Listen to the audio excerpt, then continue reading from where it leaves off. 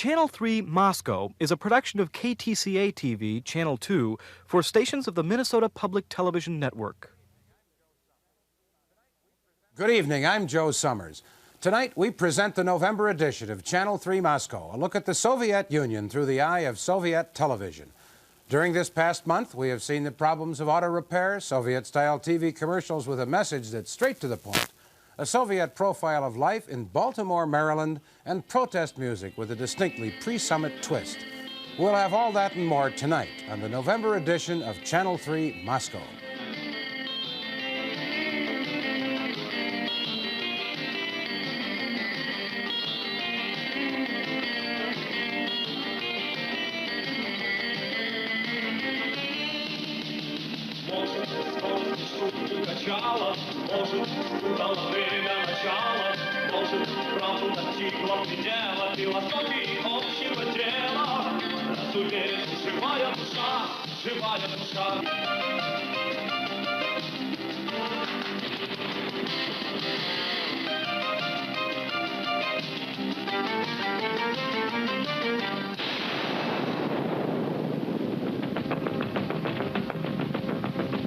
Throughout the Soviet Union, as here in the United States, the media have been full of stories related to the upcoming summit between Ronald Reagan and Mikhail Gorbachev.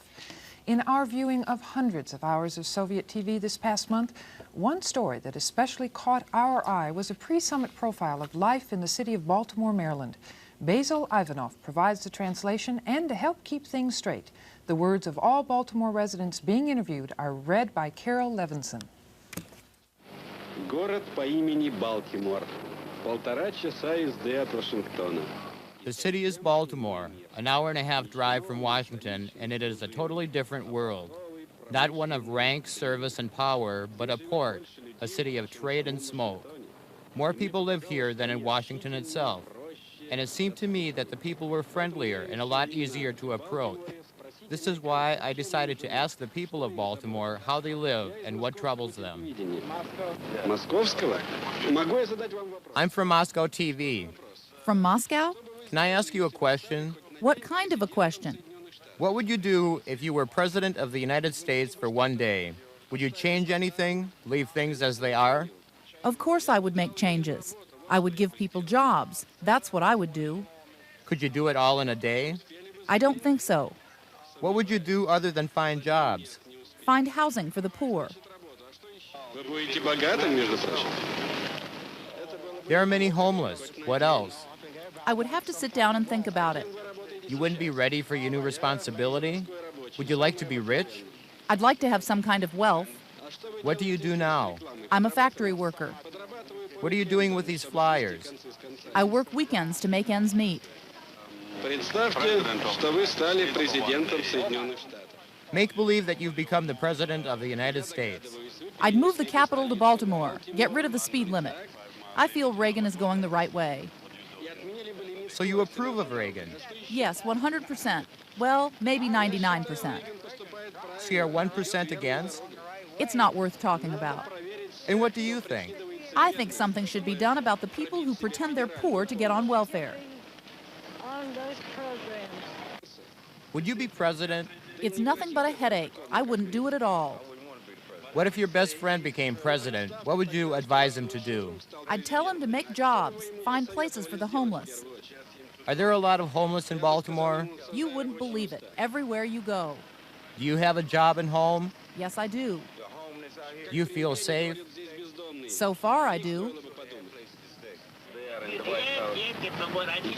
I would do all I could for my country. People must be equal, so everyone has an equal share. So people can save. So the children have a chance. I will be praying for this. The children should not want for anything. We have a rich country. There should be enough for everybody. If I were the president, I would stop the arms race, stop the nuclear merry-go-round. I would try to understand and talk with your country. The sooner, the better. Not a bad idea. I think so. We can save a lot of lives and a lot of money, or there won't be anyone left. And you? The first thing I would do would be to build affordable housing for everyone. This is the first priority. Would you stop police brutality? It's impossible. It will always happen. In the black ghettos of Baltimore, people know from experience just what police brutality is. Here we were told of a special police bus that is all metal on the inside, where the handcuffed prisoners are shuttled, bumped, and bruised because there is nothing to hang on to. People don't usually talk about this on camera with a microphone, but last Thursday on this corner, a policeman beat up a teenager. First, he handcuffed him in front of witnesses on the block, then he beat him. You can't hide or run when you're being beaten while handcuffed.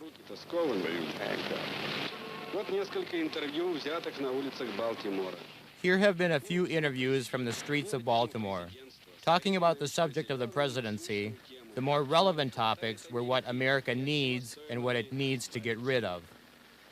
Nick Hayes of Hamline University is back with us again. Nick, what did you think of this Baltimore interview? Well, I thought, again, it was very typical of the stereotyped image of how they want to play the United States. But we've said this before, you know, they are best when they focus on something that is credible, and they can do a legitimate story. In this case, just consider that closing image. The children, black children in pain, almost in prison. And so you have this playing on images. On the one hand, to make it credible, they have a contrary point of view, don't we?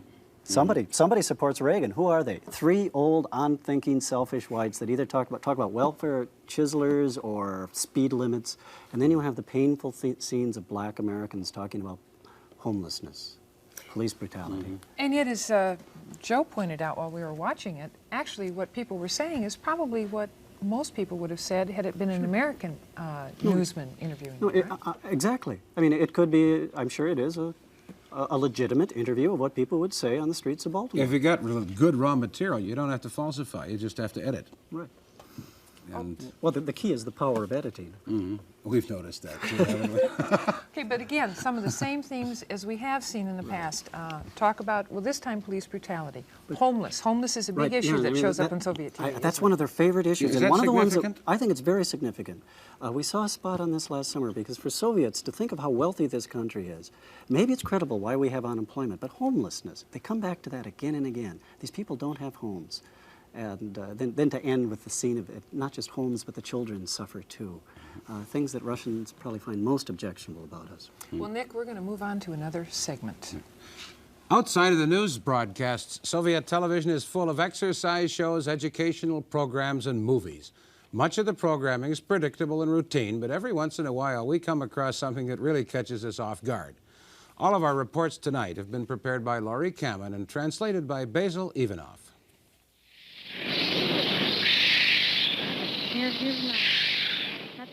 Programs for and about children are a regular part of Soviet television.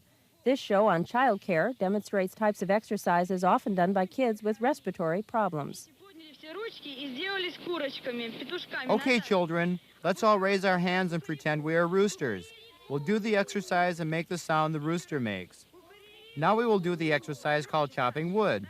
Raise your hand above your head, and when you chop the wood, go, ooh. Now we will all play a game of beetles. You know the sound that a beetle makes. Let's get started. American kids apparently aren't the only ones who love their dogs, as this segment taken from a trip to a Soviet dog obedience show illustrates. Все готово. Добрый вечер, ребята. Здравствуй, Филя. Здравствуйте, друзья. Здравствуйте. Good evening, everyone. Good evening, Auntie Tanya. What kind of a medal are you wearing? What did you get it for? For being the best dog reporter. We will now see a film about the dog exhibition.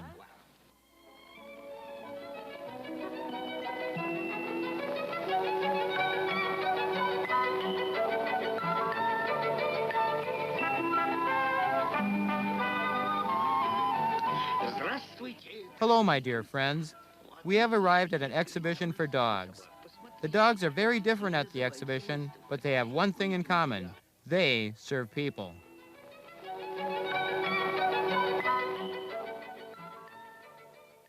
Like us, the Soviet people are fascinated by life outside their country. We wonder, though, what they thought about this story from London. The English hairdresser Dawson proved that you can turn an underwater pool into a beauty salon. In the opinion of Dawson, who, by the way, received 1,000 English pounds for his trouble, Underwater haircutting has two advantages. One, you do not have to wash your client's hair, and secondly, you are not obliged to amuse your customer with small talk. However, we think that the water in the pool will have to be changed. Jazz is considered to be an American musical invention, but as this popular Soviet jazz singer demonstrates, you don't have to be an American to duplicate the sound. Sort of.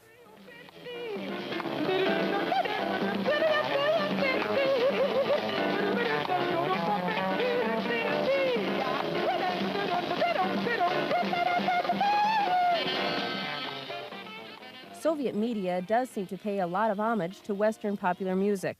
Frankly, we don't understand the significance of this next clip or of the apparently unrelated translation provided. Is there anybody going to listen to my story? The translation at the bottom of the screen reads, "I want to tell you about my love. This love is a dream. I always remember you, darling."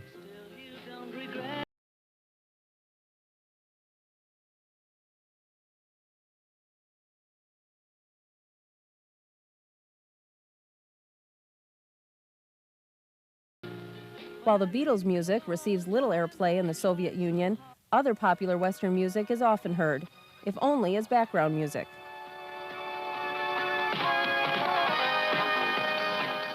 Everyone in unison.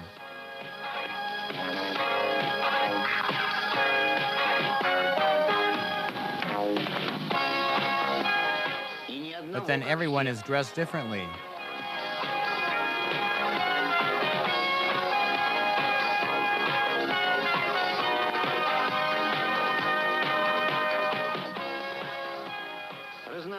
A variety of materials according to age.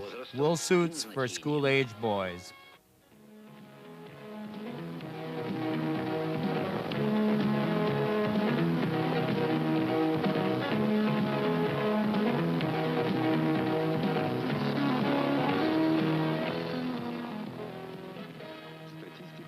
Statistics confirm that every third person in Togliatti is involved in sports. If this is hard to believe, we will help to prove this to you.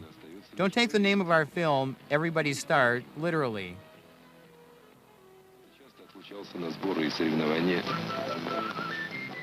Someone had to become a magnet for the kids. Mikhail Gusiev, the world champion, solved the problem.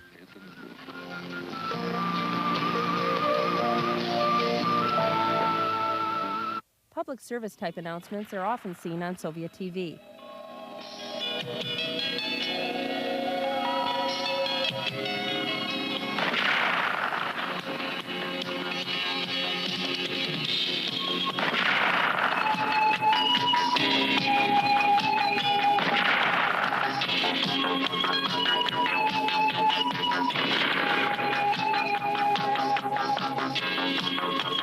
Каждая сигарета – это выстрел в себя. Причем без промаха. Every cigarette is a bullet shot at yourself. Besides, it never misses.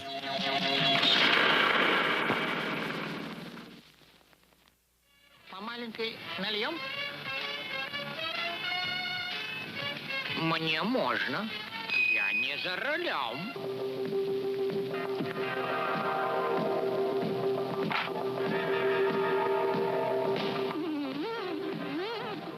We believe the moral of the story is, just because you don't drive doesn't mean you can go out and drink. Selecting a profession can be hard work, but this show from October 20th about vocational options seems to simplify the decision-making process. Tailoring is an important profession. They must have taste and understanding of style. This craft has much in common with other creative crafts. A qualified tailor must have an inborn quality of measure and proportion. But this isn't enough. You need tact with your customers. It is not an easy profession learned in vocational schools. Practical training is important. This is virtually independent work. The title of waiter is one of being a host, the ability to greet people, give people good food to eat, and raise their spirits. The art of serving is to be patient, tactful, to serve well. Besides all of this, the waiter must maintain the feeling of his own self-worth.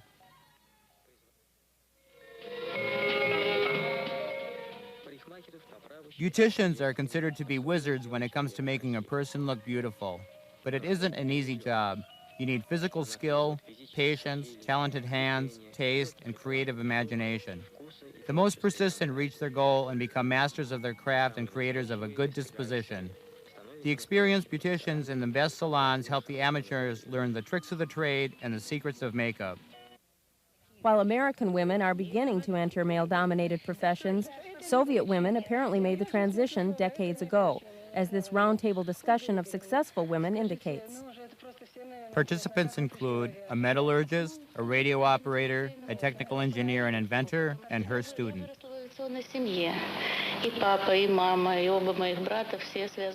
How did you come into the profession? I grew up in a family where my father, mother, and brothers were all in aviation. So for me, there was no question of what I wanted to be. First, I wanted to be a pilot. That didn't work out. Then I became a paratrooper, spent some time in Aeroflot, and now I'm flying again after finishing the institute. Nick Hayes is back with us again, and also with us is Norma Noonan, a political science professor at Augsburg College in Minneapolis, and Stephen Feinstein, who teaches Soviet history at the University of Wisconsin at River Falls. Thanks a lot for being with us tonight. Norma, we just heard an interview with Superwoman. Does that accurately reflect the status of women in the Soviet Union as you see it? Well, I think in the Soviet Union, as here, there are super women. And certainly all the women would be performing two roles, you know, taking care of the house and working on the job.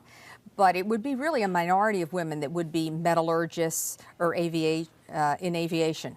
The majority of women would be in more women-oriented occupations, teaching, medicine, beauticians, whom we saw. Yeah, I noticed they weren't training any waiters who were women, and they weren't training any beauty operators who were men. Are sex roles kind of fixed? It seemed to me in the Soviet Union generally that in the less expensive restaurants you had waitresses, and in the more expensive restaurants that cater to foreigners you had waiters, generally in a black suit. There is a general problem in the Soviet Union with women because if you look at the Politburo and the top leadership, there are very few people around who are women. About 8 or 9 years ago, the Soviets made a real mess of things when the delegate to the International Year of the Woman was a man. It's the United Nations conference. And even nobody's perfect. Even at the Nairobi conference, they had a lot of men representing Soviet women. So it's there's some certain contradictions there. What did you notice when you lived there? Well, I would agree with what Norma said about the pairing of status, but I think you have to give them some credit. That is, they are quite visibly present in a number of professions, and they've made that breakthrough. And if you look at the educational system, that's what struck me most, is there is no sex stereotyping of women as they enter the higher education system. I mean, they're not channeled into home economics or certain areas. There's, like, if they enter into the university system, women go with virtually no discrimination into the Has the feminist sciences. Has the feminist movement, as you're answering that, though, has the feminist movement moved into the household, though? In other words, have the women, while they may be the scientist or the air pilot, whatever, have they been freed of a lot of the domestic duties? My impression is that they still I recall, actually, if I may use a specific example, about 4 years ago, there was a series of editorials in Pravda on exactly that point, that basically our men are a bunch of slobs. That is, there was actually one about why don't men push prams, why don't they push carriages? To get to the heart of that issue, that we've done everything we could. We have education reforms for women, we've put them in the professions, but basically they're going home to a bunch of men who make them cook and take care of the kids and do all of the work. I wonder, how about faculty? Do women seem to have freer access to higher education faculty than they do here? You mean to become faculty members themselves? Is there a gender consent decree necessary at the University of Moscow? I think women go into higher education. They probably wind up teaching at the less prestigious institutions. I think Raisa Gorbachev at Moscow University is an exception. She's probably had some help. Yes, a little. At rock bottom, I think you have a demographic problem here. I mean, the legacy of the Second World War is still there. It created a huge imbalance of women to men. Women filled certain professions, and they filled them very well. Medicine, for example, is heavily dominated by women today. So I think that's something that's sort of become institutionalized over the years. Now, you know, if you talk about the positive or negative effects of this, I've done some work with emigres, and when investigating the status of Soviet medicine, a lot of them said that Soviet medicine was bad because it was dominated by women. So these were men saying. You know, which way do you go? Let me switch gears here a minute because I have to ask this. Nick, the scene of cutting hair underwater. Now, now we know that that is not typically how hair is cut outside of the Soviet Union. Would that be understood by the people as well, or would they see that as another sort of idiosyncrasy of the Western world? I really don't know what to make of it. In part, it could be a parody of the miracles of modern science. We can now cut water under hair. Hair underwater. Excuse me, hair underwater. But I think you're right. It's also part of just the complete idiocy of Western life that carries things to extremes. Right. Yeah, I looked at it because it was interesting. It followed a whole series of human relations sorts of things, how humane the Soviet Union was, and then you had these nuts underwater. Yeah, I mean, when we're not discriminating against the poor and the blacks and the homeless, we're polluting swimming pools, seem to be kind of the general picture. Right. And it's Western waste, Western excesses. We're going to be leading into something else in just a moment here, but the public service announcements. Quick comment on that from you? Smoking thing. Well, just that there's a general problem in the Soviet Union now. It's been recognized by demographers and statisticians in the West, and that is that the standard of living is going, or the life expectancy is going down in the Soviet Union. There's a higher infant mortality rate. And a lot of this has been laid to alcoholism and smoking, plus a general problem of health that stems from those things. So it's logical that that type of public service announcement would be there. Folks, we'll be back. Norma, Steve, Nick. All right, we are going to move on, aren't we? Meade Johnson is with the Moscow Bureau of Cable News Network, and late last week we asked him about something we've just been talking about, something that shows up on Soviet television frequently, public service announcements. A couple of years ago, I think it was, there was an item in the newspaper that said a lady wrote in and asked if it was all right to put her telephone on her refrigerator. I don't know why she asked that, but the newspaper promptly wrote back, the editors wrote back and said that for some reason it was not, in fact, a good idea to put your telephone on your refrigerator. There are many stories I've read of warning people to turn off their TVs. A story of a lady whose home caught fire because she left her TV on. And at the end of television, at the end of the day, or when they shut down in the middle of the day, you'll see a rather shocking red letters coming on telling you to turn off your TV with a horrible beeping sound going over the top of it. And in fact, you know, they are sort of, you know, trying to take care of the people, I think, in a way, and tell them exactly what they should do and shouldn't do. When it comes to covering internal events, the Soviet nightly newscast Vremya is heavy on the good news. Factories meeting their quotas, workers awarded for their productivity, that sort of thing. But the domestic news can also provide glimpses of what everyday life for Soviet citizens must be like.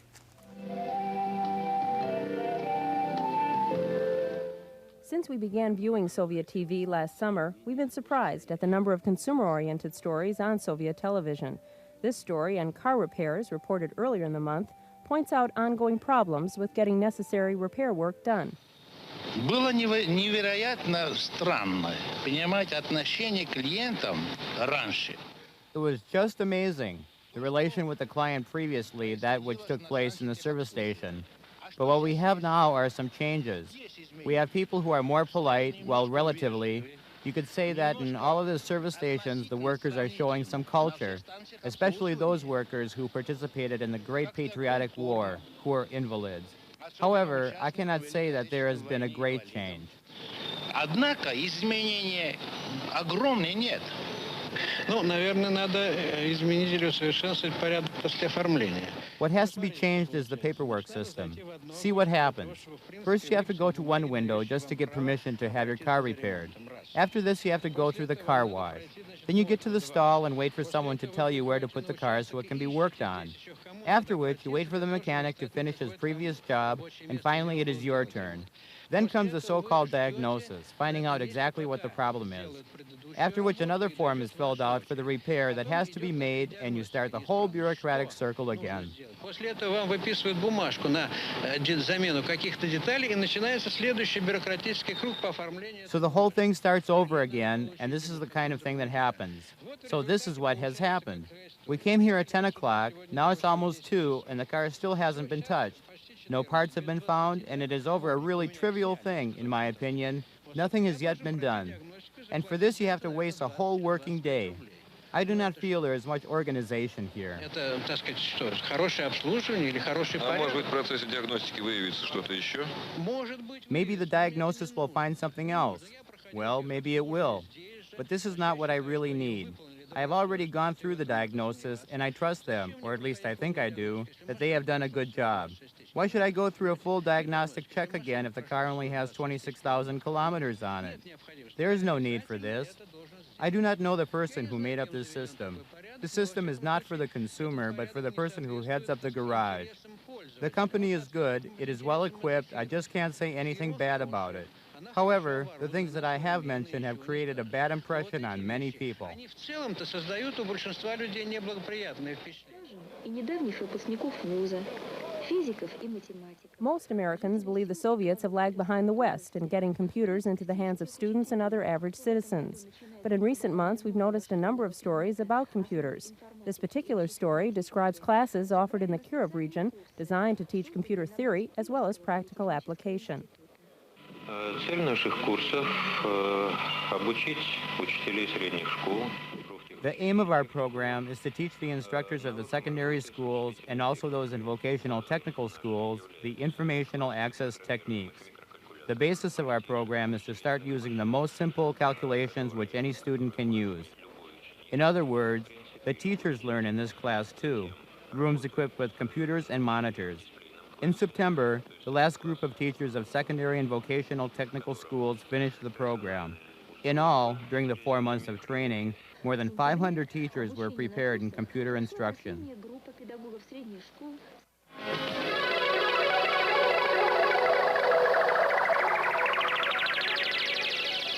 Зовут меня Леонид. Фамилия Гагой. My name is Leonid Gagoy. I was born in 1963 in the town of Karakule. My name is Kam B. I was born in 1970.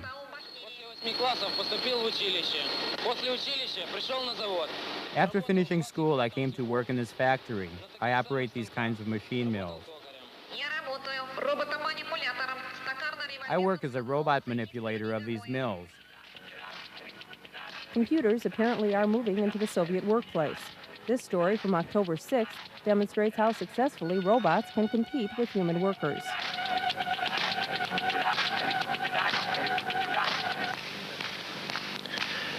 Итак, ваш прогноз, кто победит? Who do you think will win? If it's a competition for speed, man will win. In the final analysis, the computer will win. Lyonya, you are correct.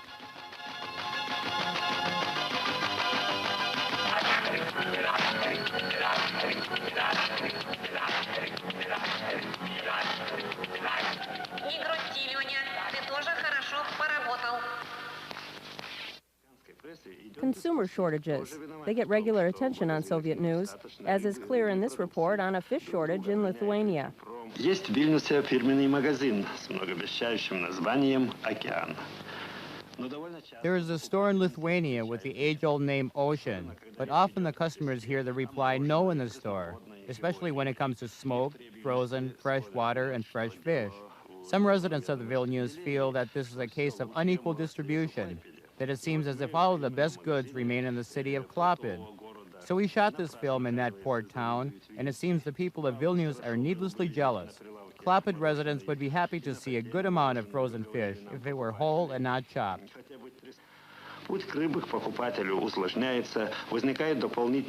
There's a problem of overloading, and the merchandise loses its value. On the pages of the Republic's newspaper, the question was asked, who is at fault for the lack of fish in the stores and the problem in the fishing industry? Everyone is blaming everyone else, the local union, the store, the Ministry of Trade, and other organizations. No one among them is right in wanting to turn over the fishing industry to one organization. Наш корреспондент ведет репортаж из колхоза «Правда». Agricultural stories are a staple of any Soviet newscast, but this story from October 2nd is somewhat unique. It describes a family who grows onions for a cooperative as well as for personal profit. Incidentally, we were surprised at the number of references to financial profit found in this Soviet news story. Is this profitable? Well, it could be. If we could gather 10 tons, we could earn 2,750 rubles for our family. That's for 1 year? What about for 3 years? We have already harvested 100 tons in 3 years. Dmitry Grigorovich, we have seen it as profitable for a family to raise onions.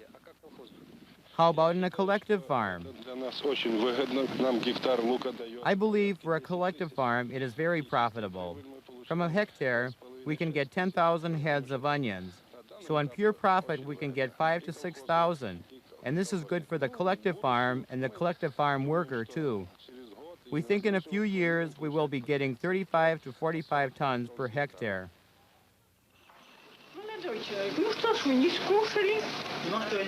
Bread is an inexpensive and plentiful commodity in the Soviet Union, but its abundance creates another problem, waste. This next segment was from a program devoted entirely to finding solutions to this problem. Do you go for bread every day? Every day. You won't buy any more? No. And you don't have a bag? No, I'll carry it like this. Are your hands clean? Yes.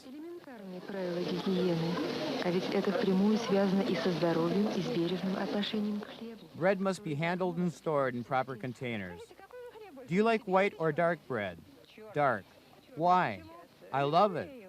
Do you waste any bread? Not a bit. Why? Because we had a very hard life. We had 7 children in the family. It was both the war and cold happening. We experienced everything. My kids grew up knowing the worth of bread. We never waste a piece.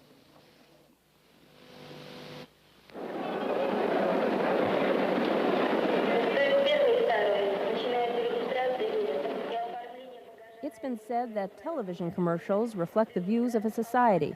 As we watched these ads, we wondered what sociological conclusions we could draw from the following.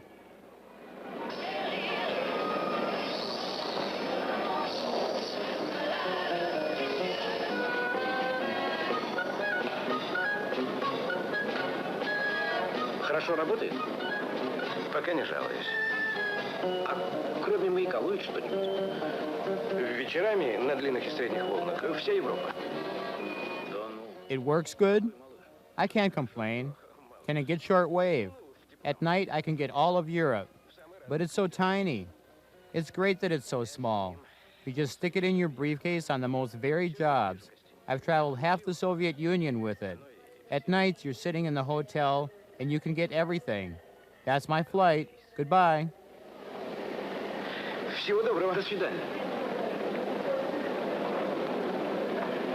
Как приемничек-то называется? Гиала 410. What's your radio called? Giallo 410. Giallo 410. Let's remember the name of this portable radio. We too have to be on the road at times.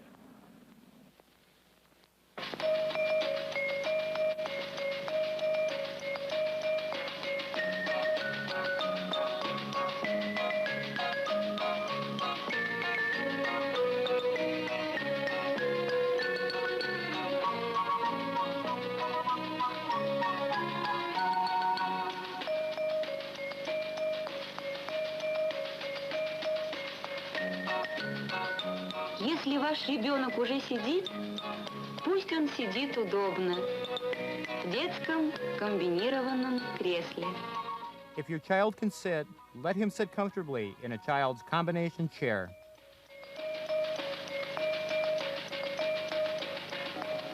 As we saw near the top of that last report, auto repairs can be a problem in the Soviet Union. We asked Mead Jorgensen of CNN about that. If you want to get your auto fixed in the Soviet Union, it's a big problem. One of the reasons that Soviets do not tend to drive in the winter is because spare parts are very, very hard to find. There is a used car market outside of Moscow where people go to swap used cars and also to sell spare parts. And it's something that is very hard to find here. Some people do complain that when they do go to a repair shop, sometimes the car comes back with less parts than when it went there, meaning that the parts are so valuable that the repairmen themselves, tend to make off with them. As we've discussed earlier, the media in both the Soviet Union and here in the United States have been filled recently with stories related to the upcoming summit talks. We'll look at some of that coverage from Soviet TV in a moment, but first, a look at some of the past month's other world stories, Vremya style. Во многих городах ЮАР продолжаются демонстрации протеста против введения российскими властями. Political violence in the Western world is a familiar sight on Soviet television. But this past month, we saw a rare glimpse of how the Soviets cover terrorist attacks when they hit closer to home. This story from October 8th concerns the 3 Soviet embassy staffers in Beirut who were kidnapped. One of the 3 was eventually killed. Ряд событий недели был связан с Ближним Востоком. Одно из них трагически коснулось нашей страны. На улицах Бейрута One of the events of the week tragically touched our country. On the streets of Beirut, 4 Soviet citizens were captured by armed terrorists. 3 of them worked for our embassy and 1 for the press. The capture took place in 2 different locations, almost at the same time. The Palestinian Liberation Organization, as they like to call themselves, took responsibility for this act. Having captured our people, the terrorists want to use them for blackmail. The terrorists demand that we take part in a political action which would make the PLO the most powerful group in the city of Tripoli. The Soviet Union has nothing to do with this latest Lebanese struggle and has stated so in an official proclamation. Besides this, events were unfolding tragically. On the 2nd of October, one of the captured Soviets, Arkady Valeryevich Katkov, was killed by the terrorists. This innocent victim, a young employee of the Soviet embassy in Beirut, he was directed to this troubled area of the world just to do his job the best he could. Our country does not forget the people who gave their lives overseas in service of their country. Measures are being taken to free the rest of our people. Soviet newscasts almost always include coverage of political unrest somewhere in the Western world. This story from October 2nd illustrates the so-called modern repressive means the London police use to control riots. In the meantime, British law enforcement officers showed their true colors. In this instance, in the heavily immigrant-populated city of Brixton, the streets are patrolled by shock troops who are equipped with the state-of-the-art equipment of repression. The intersections of the ghetto are blocked by police cars, and intermittently there are clashes between teenagers and police. In 48 hours of conflict in Brixton, which truly became a war zone, 53 people were injured and more than 100 were arrested. We've seen almost daily coverage of anti-apartheid riots and demonstrations in South Africa. But on October 1st, we saw this story about American Nazi demonstrators in Chicago who support South Africa's present stand on apartheid. U.S. protesters held a controversial march in front of the South African embassy in Chicago. There were Ku Klux Klan members involved carrying racist slogans and demanding stricter enforcement of apartheid in South Africa. This protest was held with the blessings and the protection of the police, who didn't allow anyone to interfere with the protesters. The existence of the Ku Klux Klan, according to the American press, shows that racism is not a limited phenomenon. Racism has leaders and followers everywhere.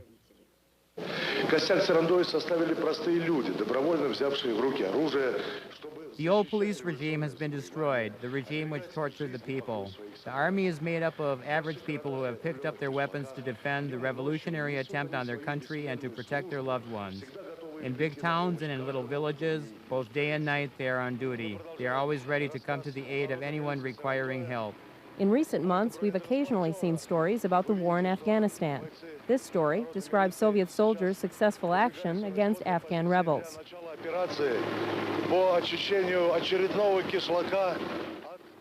We continue the story of the People's Militia from a transport vehicle. You can see the soldiers are preparing for a military operation.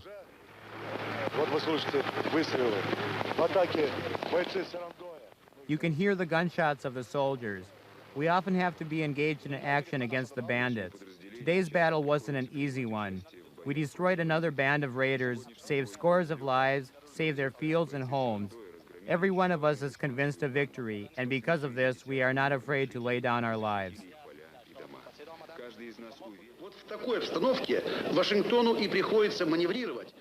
As the November 19th summit draws near, it's not surprising Soviet newscasts have been filled with summit-related stories. We've seen several stories in particular about U.S. and world reaction to Soviet arms proposals presented at pre-summit meetings in Brussels, like this commentary from October 22nd. The talks on deterring the thermonuclear threat received the largest response, especially from those countries who are bordered by Pershing rockets. In the past, this convention attracted a large group of pacifists. No kind of repression can break the will of these people. The anti-war movement, as shown in the streets of Brussels today, consists of hundreds of thousands of people. The United States' open demonstration of its laser test in New Mexico makes it easy for Soviet news programs to do stories like this. Despite worldwide protests, the United States pushes forward in its realization of Reagan's Star Wars program. There was one more dangerous step taken along this path. On the testing grounds of White Plains, New Mexico, the first tests under simulated conditions of war were conducted with a laser weapon. The laser destroyed a Titan I missile standing in a vertical position. In order to camouflage the dangerous properties of the Star Wars weapons, the White House started a brainwashing campaign of the journalists of other countries, organized by the United States Information Agency, which sponsored a trip for the foreign journalists. It is hardly a surprise that all of the journalists were on the side of the Americans. In its pre-summit coverage, Soviet television has made use of American commentators. Harrison Salisbury, who appeared on the first edition of Channel 3 Moscow last month, showed up this month on Soviet television, where he seems to be routinely referred to as Harry Salisbury. Американским обозревателем Гарри Солсбери. Встретиться с Гаррисоном Солсбери мне хотелось давно. The American announcer, Harry Salisbury. I wanted to meet with Harrison Salisbury for a long time, and so I got a chance to interview him at the University of Iowa. There are very few Americans who know our country like Salisbury. 45 years ago, he came to Moscow as a correspondent. He first made reports and then wrote books, for which he has the moral right, for he has, so to speak, eaten his pound of salt with the Soviet people. Do you think Reagan is willing to meet Gorbachev halfway?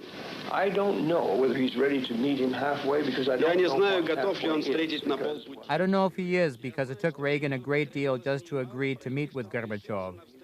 Everyone knows that Ronald Reagan's whole career has been an attack on communism and the Soviet Union. In conclusion, I would like to ask him to say a few words in Russian.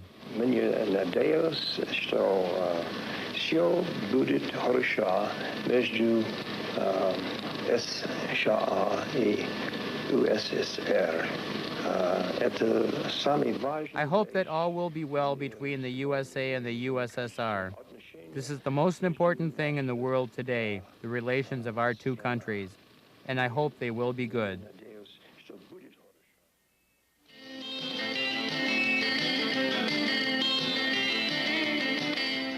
Finally, this rock band appeared on Soviet television October 6th. Their music offers an interesting mix of entertainment along with a political-oriented multimedia show.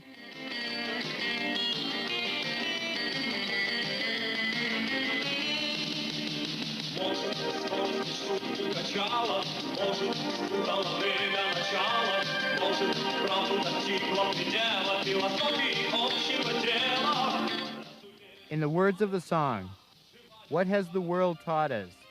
What has man forgotten about peace? About that which is good for us all? Have we forgotten brotherhood? Maybe this will be a new beginning.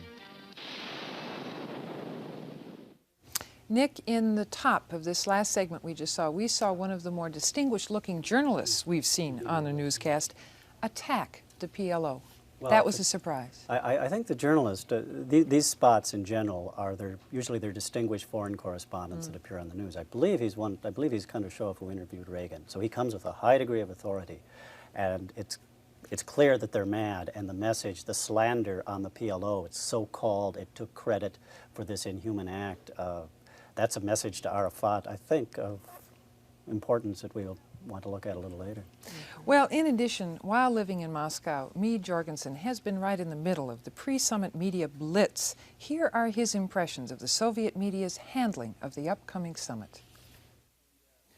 I don't think the Soviet Union has toned down its rhetoric at all vis-a-vis the United States in preparation for the summit, and I think to a lot of people that's quite a surprise.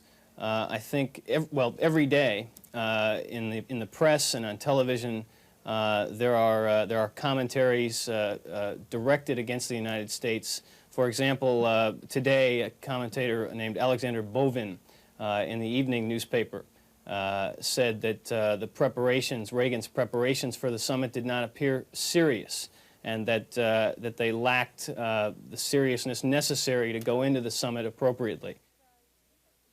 Nick, you had some other thoughts about the PLO? Well, it struck me as being a highly important message. And I'd actually like to ask Steve, am I reading too much into the No, I don't think you're reading too PLO? much. I think if you look at the Soviet press and look at Soviet actions in the last 3 or 4 months, there's a growing sense that they are losing patience with the PLO. It's on several grounds. First, the PLO is maintaining its position of armed struggle against Israel. And even though Arafat's talking peace, there's such an overwhelming number of Palestinians in the rejectionist front that it's hard to really see exactly what the PLO is. Also, Syria is not backing Arafat anymore, and it was really remarkable to see how quickly the Syrians came up with Klinghoffer's body after the Achille Lauro incident. I mean, that would have never happened 3 or 4 years ago. It was just amazing, as a matter of fact. You know, on that same point, we have these well-dressed, well-fed Afghani troops with their Russian advisors herding these poor, unfortunate-looking people in burnouses down the road. What's the propaganda value of that? My own reaction to it is, why are they making the same mistake of the American media coverage of Vietnam? That is, why do they insist on showing our loyal cause, going out into the field, when it should be obvious the disparity between the poor people, these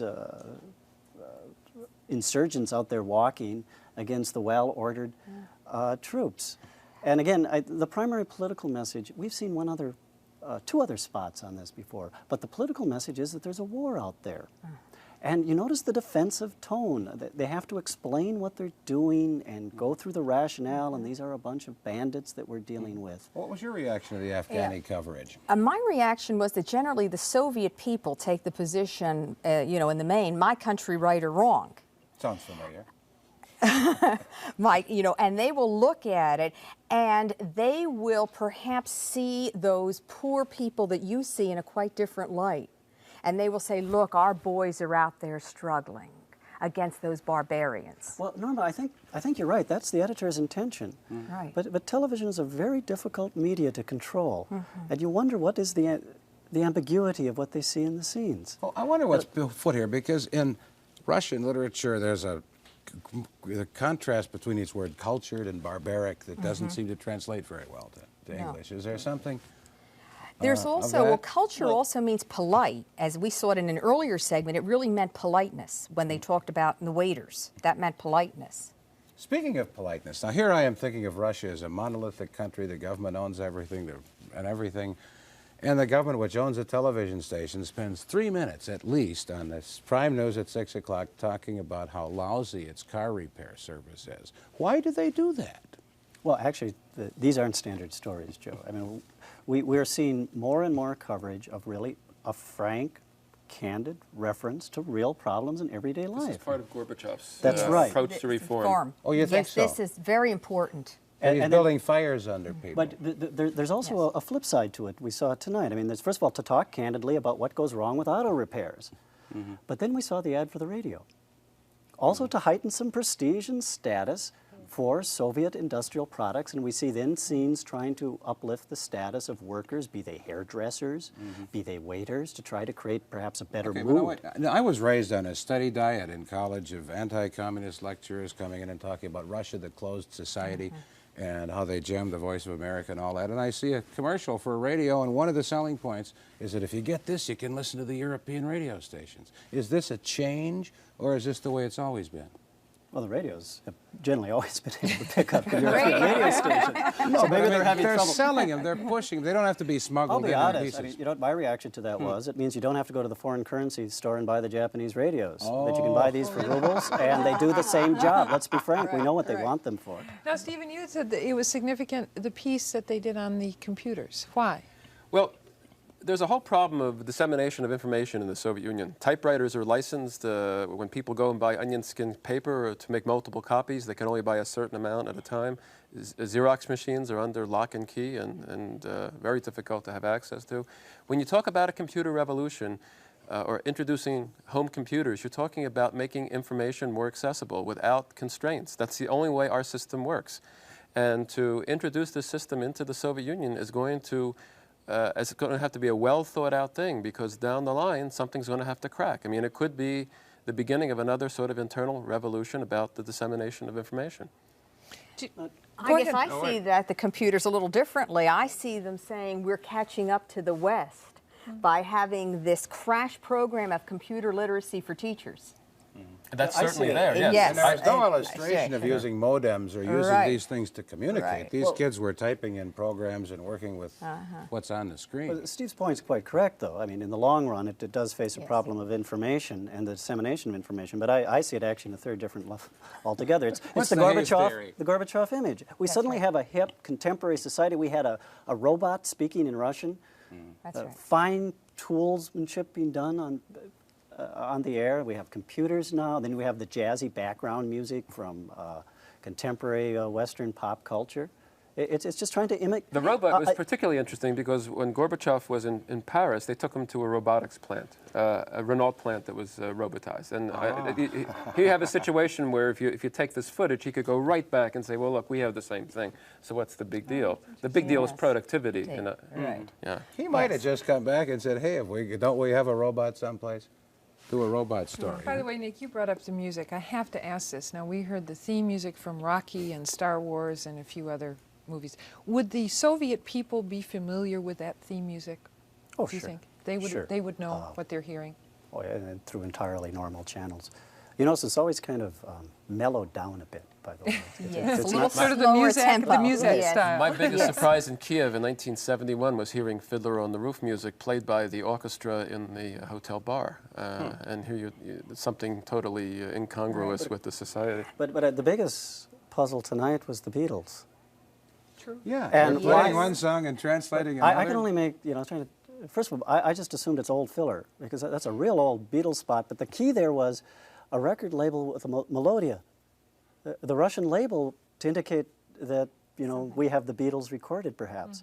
And as for the translation, I mean, I guess we can all take liberties with translation, but that was quite far away from the song. Yes. And if it has any correspondence at all, it's like the way they adopt Rocky. It tends to get more remote and a little sweeter. A lot of Russian television that we see stresses civil disorders in the Western country with riots and burning.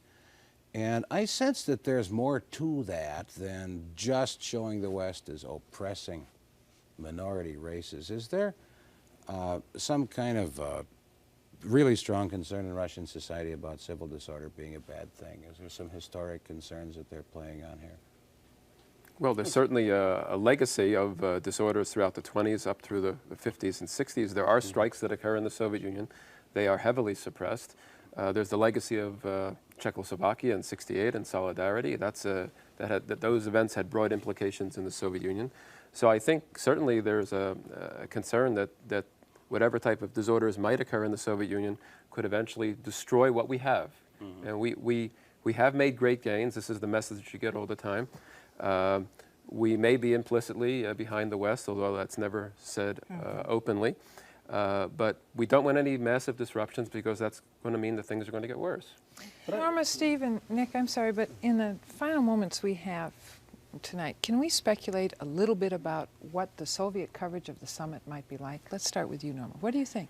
The Soviet coverage of the summit, I think, will tend to emphasize the public events. There'll be none of the gossip that will follow the American coverage, you know, because the Americans will be very interested in the sort of the inside story and what's happening after hours. So I think it will focus on the public aspect of it, the formal meetings, and none of the behind-the-scenes things.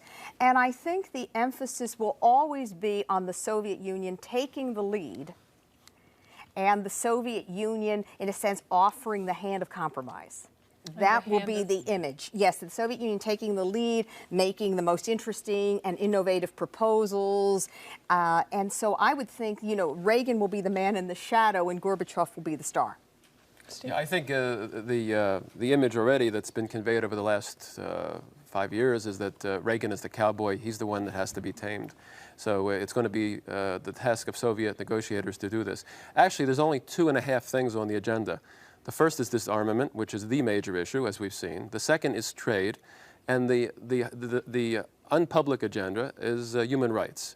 And it's been clear that they're not going to talk about human rights publicly or in any formal sessions. That's going to be informally taken up. The summit only has 80 hours of discussion, including the translation time, so that there isn't much working time. So Gorbachev has to make the best of that time, and it's going to be a very interesting diplomatic encounter between Reagan and Gorbachev. Nick, just seconds left. I think he already has. That is, they've already begun covering the media, or the summit, by the whole image of Gorbachev over the last few months. He has set the agenda. He has the attention of Paris. He has the attention of the American press. It was his idea, after all, and Reagan had to be dragged to it. So we're going to hopefully know more about this in a month, but for tonight, Nick Hayes, Stephen Feinstein, and Norma Noonan, thank you very, very much. Thanks. It's been a delight. That's it for the November edition of Channel 3 Moscow. But don't despair. We are already planning the December edition, which will arrive at your television sets at 8 p.m. the evening of Wednesday, December 18th. Mark it on your calendars so you can plan to be with us. We also want to take this chance once again to thank Father Lee Loopers and the folks at the Telecommunications Department of Creighton University in Omaha, who kindly made the Soviet television signal available to us. Before our next program, we would like to hear your comments about tonight's show. What did you like? What didn't you like? Please give our answering machines a call at 642-1980. That number again is 642-1980 to tell us what you think about this show. And don't forget to join us again December 18th, and don't forget to watch our regular weekly program Almanac, Friday night at 7. Until then, this is Jan Smaby for Joe Summers. Good night to you all.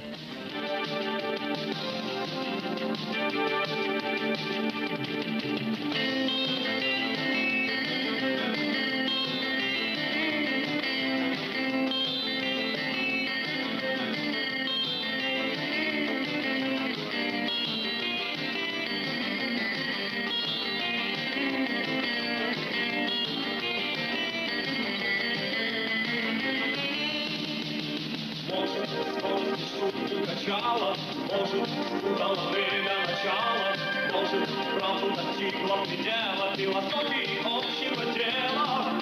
Разумеется, живая душа, живая душа.